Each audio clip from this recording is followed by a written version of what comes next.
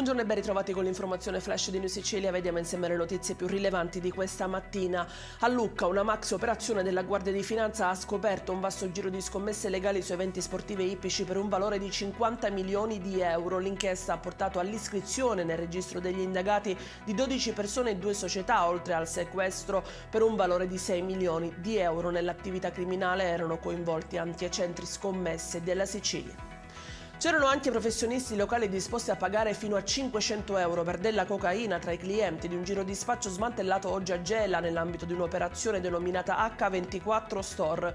In manette 13 soggetti accusati anche di furti in abitazione e ricettazione.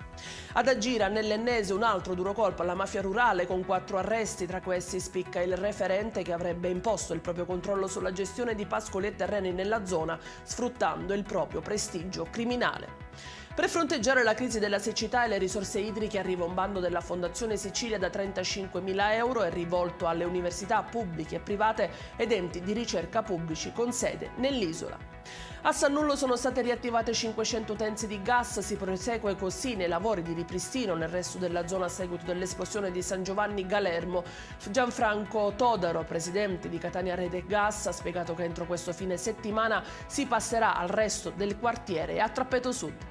Ed è tutto per questa edizione, vi ricordo come sempre che i dettagli su queste notizie li trovate sul nostro sito www.newsicilia.it e sui nostri canali social. Grazie per averci seguito, vi ricordo l'appuntamento stasera alle 19:30 con gli aggiornamenti più importanti del pomeriggio. Arrivederci e buona giornata.